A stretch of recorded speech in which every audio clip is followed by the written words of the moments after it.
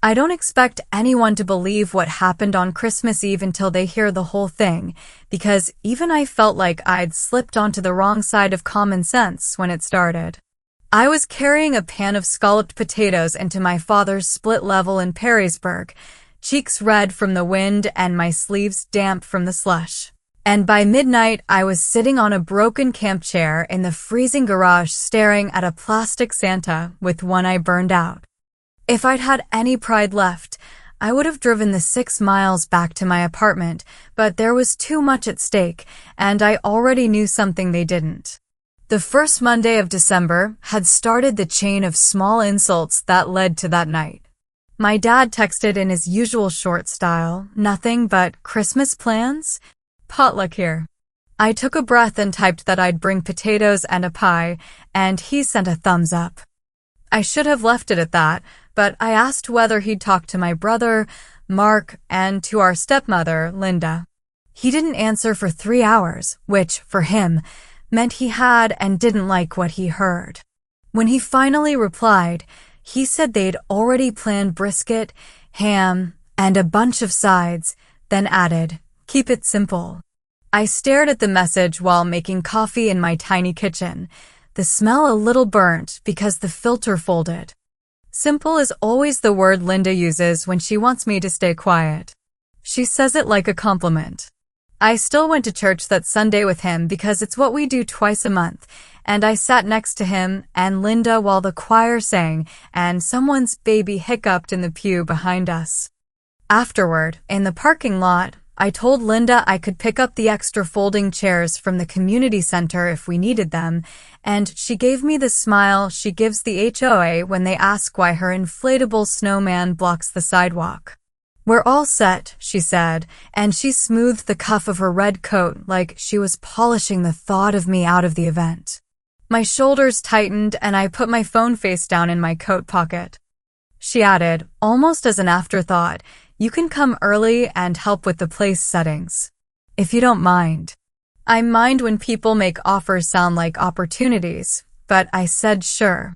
I didn't tell her I'd been keeping a folder in the bottom drawer of my desk since Halloween, a folder that hadn't seemed important until Thanksgiving when Mark started talking fast about refinancing and my father nodded without asking questions. I didn't tell her that on the second weekend of November, I sat in my car outside the county recorder's office eating a sandwich and reading, while my hands went cold even with the engine idling, because I wanted to be absolutely certain before I made any kind of move. I didn't tell her that I'd used my middle name to sign a few things at a bank on the other side of town. Nothing illegal, just a quiet arrangement that made me feel like I could breathe again. 2 weeks before Christmas, the local news kept saying a cold snap was coming, the kind that made mailboxes click when they closed and turned every breath into a visible thought. On the last Thursday before payday, my landlord slid a notice under my door reminding me that rent would go up in March, and I put it in the same drawer as the folder, the one I never left unlocked. Mark called that night and told me Dad had offered to co-sign a loan for him and Carrie to fix their roof and convert the attic. "It's only temporary," he said, and the way he said temporary made my jaw tighten because I've heard him say temporary about boats, dogs, and part-time jobs that were really months-long gaps. I told him I thought Dad had already done enough. "Don't be dramatic," he said, and then he laughed like he was the reasonable one. We didn't fight, but the call ended with that hollow click that's not quite a hang-up and not quite a goodbye. When I pulled into the driveway on Christmas Eve at 4 in the afternoon, the sun was already low and the snow looked blue where the shadows fell across the yard. The neighborhood kids had built lopsided forts and left handprints in the powder. Inside, the house smelled like cloves and roast and the kind of candle that makes everything feel like a magazine spread.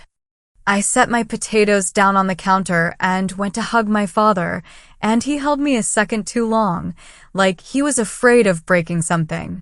"Glad you're here, kiddo," he said, and I felt my throat get tight. Linda swept in with a dish towel and told me the tableware was on the dining room sideboard, then added in a lower voice, "We're doing assigned seating to keep things smooth." She handed me a Sharpie and a pack of tent cards. I wrote names with letters a little taller than usual and placed them where she told me, then moved Dad's closer to me when she wasn't looking. It felt childish and necessary at the same time. It all started to tip about an hour later, after Mark arrived with Carrie and their little boy, Max, who was wearing a sweater with a reindeer that looked surprised by its own life choices. Mark gave me a quick hug and a perfunctory, "Hey," then disappeared into the pantry with Dad, voices low. I pretended to be interested in rearranging the napkins. When we finally sat down, Linda cleared her throat and said a few words about gratitude and family. She looked at me when she said family in a way that made it clear she considered it a role with entry requirements. We passed dishes and tried not to clatter too much, and then, like it had been loaded beforehand, the conversation swung to money. Mark mentioned the roof again. Dad said they'd talked to a lender who was very understanding, and Linda said, "We just need everyone to be supportive." I said, as calmly as I could, that maybe we should slow down on the loan until Dad met with his own financial advisor, and that's when the temperature shifted the way it does when someone opens a door in January.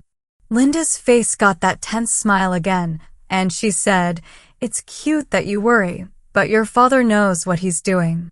Carrie looked at her plate and rubbed a spot that wasn't there. Dad tried to cut the conversation by asking who wanted more ham, but Mark was already leaning forward. "You rent a one-bedroom and drive a 10-year-old sedan," he said, and his voice wasn't cruel, but it was sharp in a way that made my chest feel tight. "Maybe sit this one out." The fork slipped in my hand and clinked against the plate. I took 2 sips of water to keep my voice even. I said I was only suggesting a pause and that co-signing loans at his age wasn't smart without a full picture. Linda said I was making a scene and that this was Christmas, and then she glanced at my dish like it held the problem. I felt my palms get damp and I pressed them on my napkin. Dad started to stand up, but Linda put a hand on his sleeve in that small controlling way she has. "Let's table this," she said, and she smiled toward Mark's end of the table. We made it through dessert with the kind of chatter that's more about weather than feeling, and then everything blew up in the pivot from dining room to living room because of 3 small things. Max spilled juice on the rug, Carrie snapped at Mark for handing her a towel too late, and I stood to help and knocked into the edge of a wooden tray Linda loves. It nicked the corner of one of her holiday figurines, a small ceramic angel with ridiculous eyelashes. The tiny chip might as well have been a crater. Linda turned on me with a sigh that sounded rehearsed. "If you can't respect the house, maybe take a beat in the garage until you calm down," she said, with an apology smile toward the others like I was a child who needed a timeout. I felt the room go quiet, like the TV had been muted even though it was off. Dad tried to protest, but a beat too slow. Mark shrugged and said, "It's not that serious," as if he hadn't been waiting for a chance to put me somewhere else. My face went hot, then cold. I reached for my coat, and without looking at anyone, I pushed open the door to the garage and walked into the bitter air that smelled like motor oil and laundry detergent. It was the kind of cold that sits on your skin and refuses to move. I pulled the door half closed so the heat wouldn't pour out of the house and I could still hear voices. The garage had a single plug-in space heater that rattled like it wanted to fall apart, a folding table stacked with yard sale leftovers from the summer, and the plastic Santa in the corner with a missing bulb eye that made him look tired. I sat on a camp chair and tried to breathe slow, the way you do when you're trying not to cry, and I listened to the muffled conversation through the door like a radio turned too low. There were small bursts of laughter to make it seem normal, and then I heard Dad's low voice and Linda's higher one asking if I was going to be okay, and then nothing. My fingers burned as they warmed under the meager heater. I took out my phone and stared at the photo of the documents I had scanned last week. The ones with the signatures and the seal that had cost me careful savings and a few late-night calls from my kitchen table. My heart steadied. My mouth felt dry, so I took a sip of cold coffee from the travel mug in my bag, the bitterness a welcome anchor. 15 minutes later, there was a soft knock on the door and it opened an inch. Carrie slipped in with a quilted throw and closed it behind her. "I'm sorry," she said, cheeks red from the contrast. "She's in a mood." She handed me the blanket, and it was warm from the dryer, and when I put it over my legs, my thighs started to prickle from the sudden heat. I told her she didn't have to apologize for Linda, and she gave half a smile. "I know," she said, "but I do anyway." She glanced at the space heater. "You good?" I nodded. She hesitated, then added, "Mark told your dad about the roof. It's more than we said. The inspector found mold in the attic. He's panicking." She shivered, but not from cold. It sat wrong, him not telling the full truth where it mattered and lecturing me at the table. I inhaled through my nose and exhaled slowly, and I felt that click I get when something shifts from confusion to plan. "I told Carrie thanks for telling me." She squeezed my shoulder and slipped back inside, and the door latched with a small, final sound. I sat there long enough for the toes of my boots to go numb. Every few minutes, I heard the garage door creak slightly under the wind, and the little Santa's one eye stared at me like he knew this was all ridiculous. My phone buzzed with a message from my neighbor, Joyce, who lives across the hall and thinks of herself as my aunt without the genetics. "How's the circus?" she wrote. I rubbed my thumb over the screen and typed, "Clown car in full swing." She sent back a laughing emoji and then, "You okay?" I looked at the door. I typed yes. "Sitting in the garage to keep the peace." She sent back, "I've got pound cake. Say the word and I'm on my way," which made me smile despite everything. I told her I'd be home later and that I was fine. I wasn't exactly fine, but I wasn't broken either. My chest felt heavy, but my thinking was clear. Around 7, the door opened again, and this time it was Dad, with his old brown sweater pulled tight across his shoulders. He stood in the gap, and the warm air from the house curled around him like a reminder that I was not welcome. He said, "You don't have to stay out here," in a voice that meant, "Please don't make me choose." I told him I'd be in soon. He nodded and didn't move. I asked if we could talk for a second, and he closed the door behind him and stepped into the garage, hands jammed in his pockets. We watched our breath rise. I asked him what the lender had said about his co-signing. He shifted his weight and said Linda was working with Mark and that it would help get better terms. I said quietly that a co-signer is on the hook if payments are missed, and that at his age, that could mess with his retirement. He looked down at the concrete floor. "It's family," he said, which is the sentence people use when they mean, "I'm trapped by my own promises." I said I understood, and then I added that I wished he'd let me help look at the numbers. I didn't tell him yet what was in the folder. My palms went sticky, and I rubbed them together to make the feeling go away. He started to say something about trust, and then stopped because the door opened again and Linda's voice came through the gap, asking if we were coming back to the land of the living. She didn't step into the garage. She had a plate of cookies in her hand and the posture of someone in control of a scene. She said she had a neighbor stopping by with a bottle of something sparkling, and she wanted the table cleared before they arrived. She looked at me, then at Dad, and smiled. "We can set up a card table in here if you're more comfortable," she said to me, in that sweet tone that lands like a slap. I felt heat rise in my neck, not from the heater. "Actually," I said, and I stood up and the blanket slid off my lap and puddled on the floor. "I think I'm going to head out for a bit, get some air." Dad's face fell a fraction. Linda's smile held. I reached for my bag, and the zipper clicked like a little decision. I told Dad I'd be back in an hour. He started to ask why, and I shook my head just a little and said, "I've got something to pick up." Linda's eyes narrowed in confusion, not suspicion, because she never expects me to have a plan. I walked past her into the warmth of the house, and the smells hit me again, sweet and meaty and too much.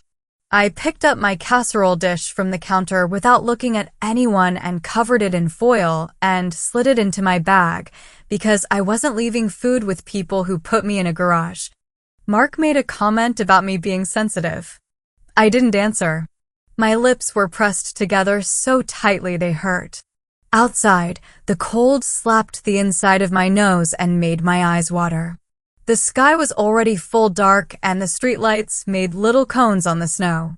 I scraped the windshield with my credit card because I'd forgotten the scraper again. The engine coughed and then turned over. My breath fogged the car as it warmed, and my hands shook, not from fear, but from the tension that comes when something snaps inside you and you decide to do the thing you've been waiting to do. I pulled out of the driveway and drove down the familiar streets, past houses with inflatable reindeer and projectors casting fake snowflakes on siding, past the church where they were starting the late service, past the gas station where a teenager in a thin jacket smoked behind the dumpster. In the quiet of my car, I said out loud, "Enough," just once, and my voice sounded steady. I didn't go home. I drove to a small office park near the highway where the cleaners always forget to turn off the light over the entryway.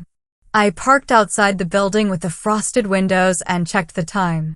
It was a little after 7:30, and the lawyer who answered calls on holidays was expecting me because I'd called him the Tuesday after PTA when I'd helped Mrs.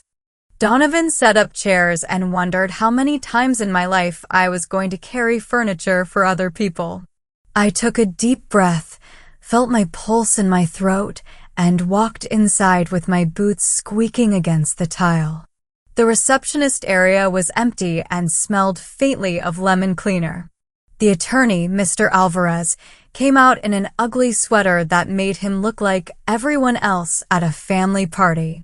He smiled when he saw me and said, "You're right on time," and that was the first moment of the night that I felt like someone was on my side. He led me back to a small conference room with a fake plant in the corner and a stack of law magazines on the table. He slid a folder toward me, heavier than the one in my desk, and asked if I had any questions before we finalized the delivery. My hands were steady now. I asked him to walk me through the pieces one more time, and he did, clear and calm. Nothing sneaky, nothing wrong, just careful positioning. When he finished, he asked if I was sure I wanted to proceed on Christmas Eve, and I said that sometimes timing did the work for you. He nodded and didn't argue. He made a call, then handed me an envelope with a soft weight to it, the kind that makes your fingers aware of the edges. I put it in my bag.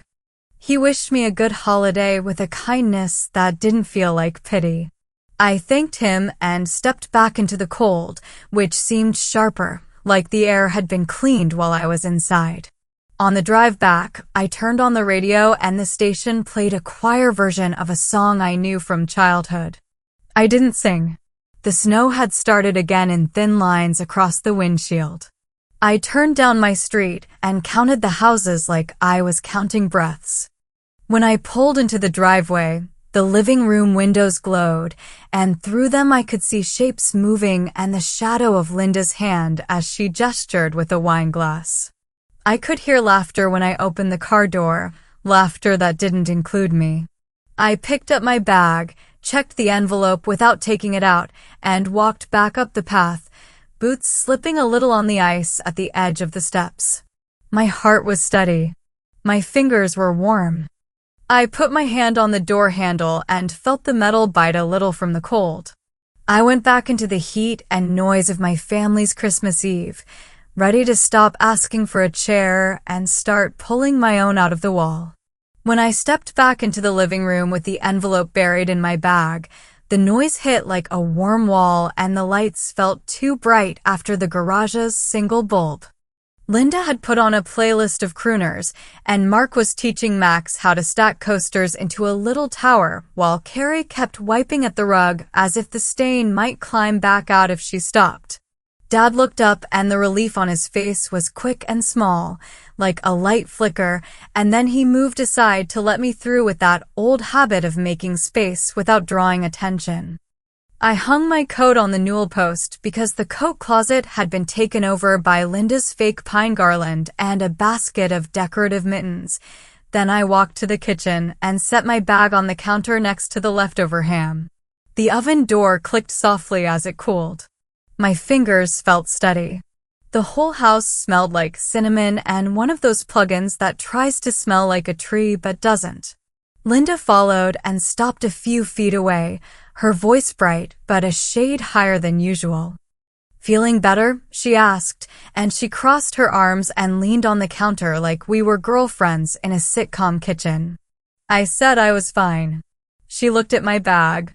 "You don't need to take your dish," she said, and I saw her look past me toward the dining room as if checking whether the neighbor had arrived yet. She likes other people to see her managing things. I slid the casserole deeper into the bag without making eye contact. "I'm good," I said. My mouth felt dry, and I took a sip from my travel mug. The coffee had gone from bitter to flat, but it did the job. Mark stepped in with a half smile that showed he thought we were all about to be reasonable. "Truce," he said, and he held out a paper plate with 2 cookies as if I were 5. I stared at the cookies until he pulled the plate back. Then I reached for the envelope and felt the edges press into my palm. I said, "I have something to say," and my voice came out even. We ended up in the dining room again because this family believes serious talks require a table, and Linda likes the way the chandelier makes the room look like a magazine spread. Dad sat at the head and rubbed his thumb along a rough spot in the wood that's been there since before he married her. Carrie took the chair next to me and put her hand flat on the table like she wanted to anchor herself. Mark leaned back in his chair with that look he gets when he thinks he's already won because talking about numbers is his way of filling air. Linda stood at the end and folded her dish towel into neat squares, an odd habit she falls into when she's trying not to snap. The TV in the living room was on mute showing an old baseball game, and the players' lips moved without sound as if they were arguing the strike zone with a ghost. I put the envelope in front of me but didn't open it yet. "Before anyone makes promises or signs anything," I said, "I need you to understand the house can't be used as collateral without my consent." The sentence sat there like a dropped fork. Mark laughed once in a way that meant he didn't think I meant it. Linda's face didn't change, but her neck went still. Dad blinked and then leaned forward with the careful look he uses at the auto shop when someone tells him a weird noise under the hood means a new transmission. "What?" he said, not angry, just curious and tired. I slid out the contents and turned over the top page so the gold seal caught the light. My chest tightened, not from fear, but from the way my body stores the habit of saying sorry before I speak. I didn't apologize. Mom's estate wasn't handled the way everyone thought, I said. I checked the records in November. This property still shows her interest tied to a trust she set up before she got sick. The trust didn't dissolve after she died. It moved to me. I recorded the documents last week. Mark stopped leaning and sat up straight. "That's ridiculous," he said, and his ears went a little red the way they do when he feels cornered. "Mom didn't have a trust." Linda added, "Even if she did, your father's name is on the deed, with the certainty of someone who thinks a deed is the whole story." I turned another page so they could see the stamp with yesterday's date and the clerk's name. I kept my voice low and even. "Mom did a simple trust at the church workshop when they held those Tuesday night sessions," I said. "Pastor Gail sent me the file in October when I asked. It leaves her share of the house to me with a clause that any encumbrance needs trustee sign-off. There wasn't a mortgage at the time, so nothing triggered. When the county updated the parcel last year, no one checked the trust reference. I did. I filed the notice. I'm trustee." My hands felt warm now, not shaky. The paper felt heavy even though it wasn't.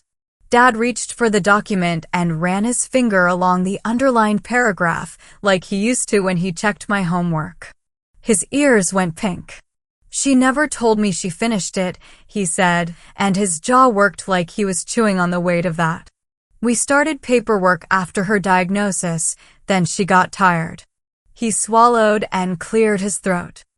"I should have looked harder." I said softly, "It doesn't change what you have, Dad. It means we need to slow down." Carrie finally exhaled and sat back. Mark stood abruptly and his chair scraped, sharp in the quiet. "You're doing this to hurt us," he said. "This is about you being jealous. Linda gets a say." Linda put a hand out like she could smooth the air. "Let's not accuse," she said, but her voice had a steel thread through it. She looked at me. "Even if that's all real, why tell us like this? Tonight?" I wanted to say it was because I got sent to the garage like a misbehaving kid, but I didn't. "Because the lender needs to know," I said. "And because I don't want Dad signing anything under pressure." I called our pastor to ask if she'd help us mediate next week. I'm not trying to blow up Christmas. I'm trying to keep Dad from getting trapped. That should have been the end of it for the night, but nothing in this family stops when it should. The doorbell rang with that old-fashioned ding that always makes me think of our childhood house. Linda practically sprinted because she'd been waiting to show off. It was the neighbors from 3 doors down, the ones with the perfect lawn and the tiny dog that wears sweaters in winter. They came in with a bottle in a red bag and air-kissed the room like a stage entrance. Linda went into hostess mode, which means she stops hearing anything she doesn't like. Mark hissed at me under his breath that I always find a way to make things difficult, and I counted to 3 before I answered. "I asked you to be honest with Dad about the roof," I said. "Carrie told me about the mold. That's not temporary." Carrie closed her eyes like she wished she didn't exist. Mark said, "Louder now, drop it," and the neighbor woman turned her head in that way people do when they smell a fight. The next 10 minutes were a sideways slide toward stupid. Linda poured drinks for the neighbors and gave a little speech about gratitude again, and I saw the way her hand shook just a hint when she set down the glasses. Dad tried to steer talk to football and the mayor's office drama they'd been covering on the local news all week, but Mark kept circling back like a moth that can't leave a light alone. He started to say something about me interfering, and I held up a hand, just once, palm out, not like a traffic cop, just a boundary. He took it as a challenge. "You want Dad to die in a drafty house with broken windows to prove a point?" he snapped. The neighbor's tiny dog yapped at the tone. My chest went tight, but I made myself breathe the way my therapist taught me years ago when I couldn't stop clenching my jaw. "I want him not to sign a loan with terms you haven't read," I said, and I kept my eyes on Dad. "I want him to meet someone who only works for him." Linda's face pinched and she said, "You're making a scene," and then because she always escalates when she thinks she's losing, she added, "If you don't respect this house, you can leave." She had the timing wrong. If this were a play, the audience would feel it. The neighbor man tried to laugh it off, but he was already inching toward the exit. Dad stood up fast enough that his chair bumped the sideboard.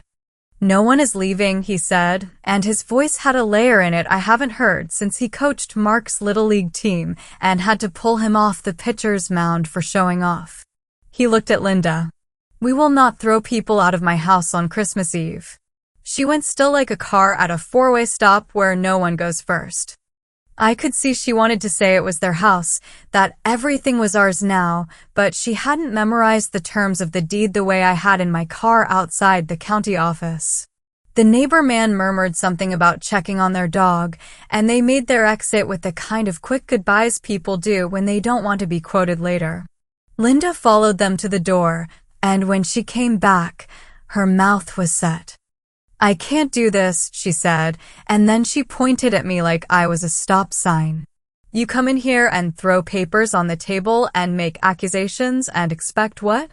Applause? We built this home." I could see her hands shaking now, small tremors. My chest ached because I don't hate her as a person. I hate the way she tries to run people like a schedule. I haven't accused anyone of anything, I said. I'm telling you what I recorded. I'm telling you what it means. We can figure it out after the holiday. But there will be no co-signing tonight. Not from Dad. Not from me as trustee. That's the line. That was the moment Mark knocked a glass off the table. It shattered on the hardwood with that high ping that makes your teeth hurt. Max started crying from the living room because kids feel volume as danger. Carrie rushed to him and shot me an apologetic look over her shoulder like this was her fault somehow. Mark said, "Great, now we have the police coming," in a voice pitched to make that happen, and, because irony likes to show off, the doorbell rang again, and this time it wasn't the neighbors. A patrol car had been creeping the block because someone else's party got loud earlier, and the officers were just checking on the street. Linda gestured them in with a wave that could have been a complaint, and my stomach dropped because I could picture the next 10 minutes if someone decided to talk sharper than smart. The two officers were young in that way that makes you wonder who lets children carry that much responsibility. They stood in the foyer with snow melting off their boots and asked if everything was okay. Dad said yes. Linda said we were fine. Mark said we were in a family discussion, and his tone added a silent, which she started. One officer looked at me and raised his eyebrows as if to ask if I was safe. I felt my shoulders climb toward my ears from old survival, then I dropped them on purpose. "We're fine," I said. "Just voices carrying." The same officer glanced at the table and the papers and asked, like he was trying to be helpful, "Everyone living here is on the property record?" He probably meant nothing by it, but the question landed like a cue I hadn't planned to take out loud. I kept my voice level. "I recorded a trustee notice last week," I said. "There won't be any new mortgages on this house without my signature. We'll be working with a mediator after the holiday." The officer nodded like he'd heard of worse on Christmas Eve. He told us to keep it down and left with his partner, grinning a little when the plastic Santas when I glared at them from the garage as if he'd been a witness. The silence that followed felt full, not empty. Linda was breathing fast enough that I could see the rise and fall under her sweater. She pointed at the papers again, and this time her voice dropped to a whisper that wasn't for drama. It was to keep from crying. "So you can stop us," she said. "You can actually stop us." I didn't make her sit in that fear, because I'm not trying to win by making people small. "I can slow you down," I said. "Long enough for Dad to get advice that's only about him. Long enough for Mark to be honest about the mold and the cost and the timeline. Long enough for us to set up a plan that doesn't wreck the person who raised us." Dad pressed his knuckles into the table and let out a breath like he'd been holding it since Thanksgiving. "Thank you," he said. He didn't look at Linda when he said it, which I noticed because she did too. The night could have ended on that small exhale, but an ending that tidy never sticks in real life. We moved back into the living room because it was warmer and because someone had to show Max it was safe. He tucked into Carrie's lap and held her thumb like a handle, and the baseball game ended with a replay of a home run from the summer. Dad put on the kettle because when he doesn't know what to do, he makes tea like the answer will steep. Mark paced, phone in his hand, and I could tell he was already texting someone for backup, maybe a buddy who once bought a fixer-upper and talks about home equity like he invented it. Linda sat on the edge of the couch, eyes on the tree, and I saw the exact moment her anger shifted to fear, then to calculation, the way clouds move across a two-lane road and you see the next mile coming. "What else?" she said finally, quietly. "What else have you done?" I could have played coy. I could have said that was enough for one night. But the month had been a series of small cuts, and I was done with that. "I opened a separate account for Dad's shop income with his name first," I said.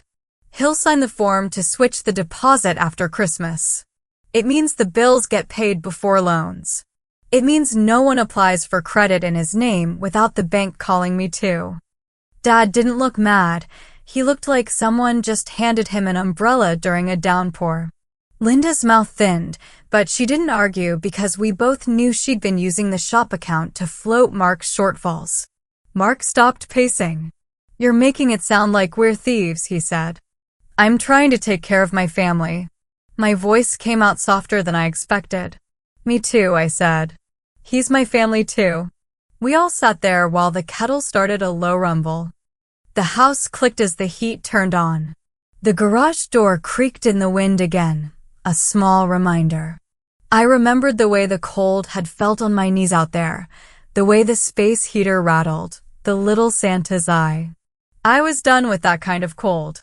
I was done with being the person people could put in a garage and call it peace. Linda rubbed the bridge of her nose like she had a headache starting.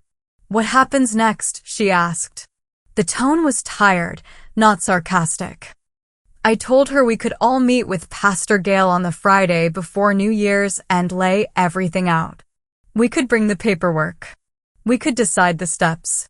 Dad nodded so fast I thought he might get dizzy. Mark looked at Carrie and then at Max and then at the floor. "We can do Friday," he said, which was the closest he had come to a concession since Halloween. That was the end of Act 2 whether any of us knew it or not, but the night still had one more turn because stories don't pause when you decide they should. The kettle whistled and Dad poured water over tea bags like the motion might reset the room. I pulled my phone out to text Joyce that I wouldn't make it back for pound cake and saw a new email notification with the subject line I had been waiting for since Tuesday after the PDA meeting when I asked Pastor Gale about the trust. Since the Tuesday after that when I sat in my car with my knees up because the recorder's office had run out of chairs. Mr. Alvarez had sent confirmation that the county portal updated the parcel at 6:45 p.m. with the trust note attached to the deed chain and that the notification letters went out certified mail to the house and to Dad's shop address. It meant this wasn't just paper on our table. It was real in the records. It meant anyone trying to move fast would find they couldn't. I put the phone face down on my knee and felt a lift in my chest that wasn't joy exactly. It was relief, like a muscle unclenching. I was about to tell Dad when the front door opened without a knock, and my Aunt Janet from Bowling Green came in on a swirl of cold air and frankness, like she always does. She had a tin of fudge and a look that said she had driven the 20 miles because someone had sent a message she didn't like. I heard the words police and Christmas, she said, and she kicked the snow off her boots hard enough that the doormat complained. "So before anybody says anything else foolish, I'm here to sit on whoever needs sitting on." She looked at me and then at the papers and then at Linda, and then she set down the fudge and rubbed her hands together briskly. "Okay," she said. "Tell me everything and speak slow because I came in hot and my ears are still ringing." I hadn't counted on an ally arriving like a blunt instrument with a heart, but sometimes life hands you exactly the thing you forgot you needed. I told my aunt the short version, and by short I mean nothing in this family is actually short. She listened with her arms crossed and her mouth set, and when I finished, she walked over to Dad and kissed the top of his head. "You're lucky you made a daughter who reads fine print," she said. She turned to Linda. "And you're lucky you married a man whose first instinct isn't shouting." Then she looked at Mark, who had the sense to look at his shoes, and said, "And you, my dear nephew, are lucky your wife keeps telling the truth even when it makes you uncomfortable." Carrie made a small noise that might have been a laugh or a sob. Aunt Janet turned back to me and lowered her voice. "You did good," she said. "You did the thing the rest of us are always too tired to do. Let's back this up with something that will stick past New Year's." Which is how I found myself 10 minutes later on speakerphone with Mr. Alvarez, while Aunt Janet put plates of fudge in front of everyone like a union organizer keeping a crowd fed. He walked us through how mediation would work and what the notice meant and what a cloud on title does, and he kept it free of jargon because he's good at his job. Linda asked a couple of questions that showed she had been skimming articles about home equity lines, and he answered without judgment. Mark tried a maneuver about hardship and family, and Mr. Alvarez said gently that family is a terrible lender because it doesn't charge interest, but does collect resentment. Dad nodded at that like he'd heard the truth he needed. The whole room cooled off 3 degrees. It wasn't solved. None of it was solved. But the part where people make rash choices had been delayed, and delay is a form of love when you use it to keep someone from harm. By 10, the house had softened. Max fell asleep with his head in Carrie's lap, mouth slightly open, that perfect kid sleep where they smell like milk and soap. Mark went outside to smoke even though he never admits he does when he's stressed, and I could see through the window the way his shoulders hunch when his pride hurts. Linda started hand-washing the good wine glasses like a compulsion, and Aunt Janet dried even though she hates that kind of chore because she says standing next to someone at a sink is when truth sneaks out. Dad pulled me aside by the hallway, near the framed picture of Mom on the back deck holding a big bowl of potato salad, the one where her hair blew into her eyes and she laughed without looking at the camera. He put his hand on my shoulder and squeezed, not hard, just long enough for my chest to ache in a good way. "I'm sorry you were out in the garage," he said. "That's on me." I swallowed and felt my throat catch. "I'm okay," I said. "I had a plan." He smiled in that way he does where the corners of his eyes fold. "I should have known," he said. I thought that might be the last important thing of the night, but when I went to collect my bag from the kitchen, I found Linda there alone, her back to me, her shoulders rigid. She was staring at the envelope like it might sprout legs and run. She didn't turn when she spoke. "I thought I'd built something solid here," she said. "I thought I had earned the right to make decisions." I stood a good 3 feet away because closeness isn't always kindness. "You have," I said. But not alone. Not over him. Not using his name to fix things without telling him the whole truth. That's not building. That's balancing plates and hoping none of them shatter. She made a small sound like a laugh that had swallowed a sob. "I didn't mean to be this person," she said. I believed her. "Then don't be," I said. "Start with letting Friday happen without trying to script it." She wiped her eyes and turned, and for a second we looked at each other like people, not roles. "How did you even know where to start?" she asked. The kitchen light made the lines by her mouth look deeper. I told her the truth, which is boring and stubborn. "I read," I said. "I asked questions." I sat in my car with a sandwich and scrolled the county portal until my eyes hurt. I called Pastor Gale. I called a lawyer. I used my middle name at the bank so you wouldn't get tipped off and try to talk Dad into something fast. She nodded slowly. "I thought you were just being difficult," she said. "I know," I said. "I make it too easy to think that when I'm quiet." She didn't apologize, and I didn't ask her to. We're not that kind of family. We prefer changed calendars to changed hearts. But she folded the dish towel again, slower this time, and she said, without looking at me, "Thank you for not making a scene in front of the neighbors." I said, "You're welcome," and it was both a truce and a guideline. When I finally put on my coat and opened the door to leave, the air had that sharp, clean smell it gets after a brief snow when the clouds move on. Aunt Janet insisted on walking me out to the porch like I was leaving for a long drive. She hugged me hard enough that my ribs protested, and then stepped back and looked me over like she was inventorying for missing pieces. "You'll be at the shop with your dad tomorrow?" she asked. I nodded. "He wants to do inventory before New Year's," I said. "I'll bring coffee." She smiled and shook her head. "You always were the only one who likes counting things," she said. "You'd think that would have saved you heartbreak." I laughed because the alternative was crying. She tugged on my sleeve once more. "There's one more thing you should think about," she said. "You plugged one hole, but water finds another. If you really want them to understand who you are now, not who you were when you needed them, you need something that isn't just no. She tilted her head. You need a yes, that's yours. I drove the 6 miles home with the heat on my feet and the fan a little too loud and the radio off because I wanted to hear the quiet. Joyce had left a paper plate covered in foil at my door, and when I lifted it, the smell of lemon pound cake told me there are people who show up without being asked.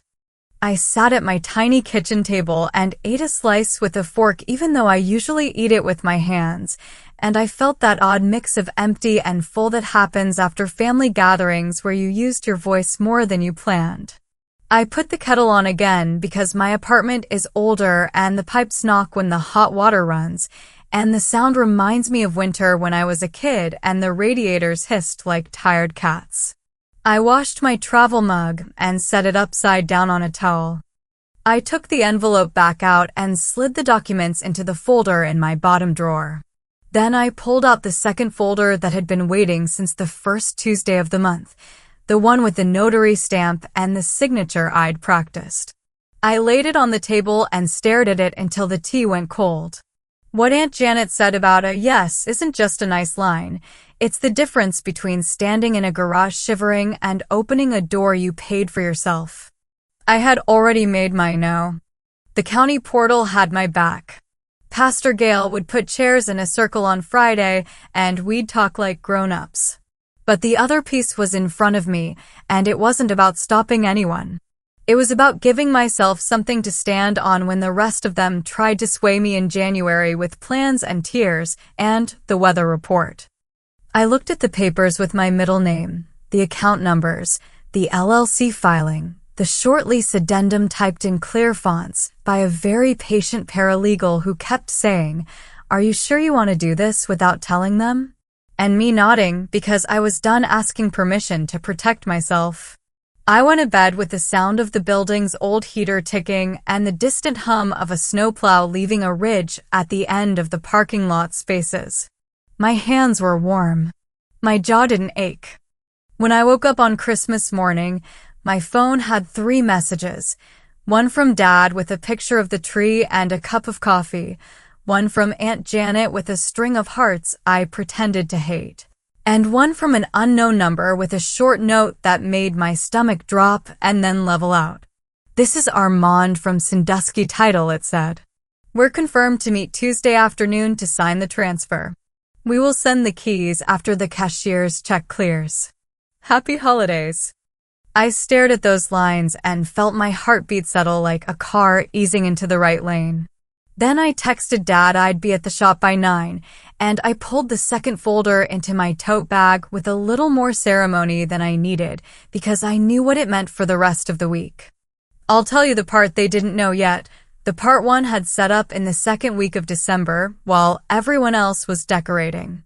But I'll tell you in a minute because I want to show you what happened at the shop first and how the day with my father changed the shape of what I was willing to carry into New Year's. I woke up on Christmas morning stiff, my back pressed against a box of old high school yearbooks, the smell of gasoline faint in the air. My breath came out in fog.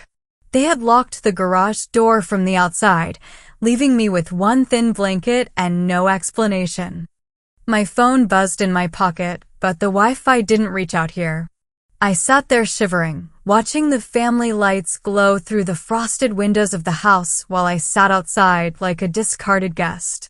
By mid-morning, I heard the muffled sound of laughter and the rip of wrapping paper. My nephew shouted about a gaming console.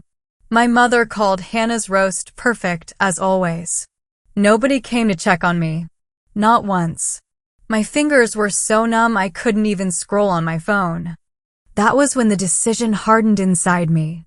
They wanted me invisible? Fine. But they had no idea what they had locked away.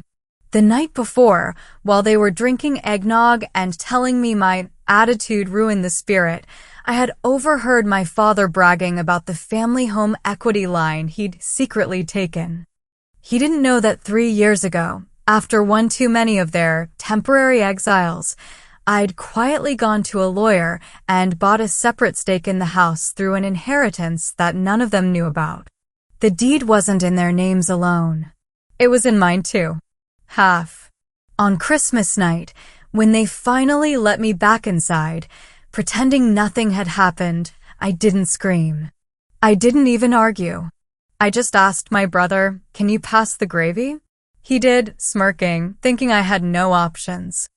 But I had already emailed copies of the deed to myself, to my lawyer, and to the local paper that loved running holiday family dramas.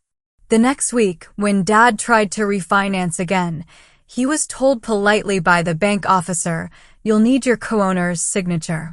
His face, according to the teller I knew from high school, drained so pale she thought he was about to faint.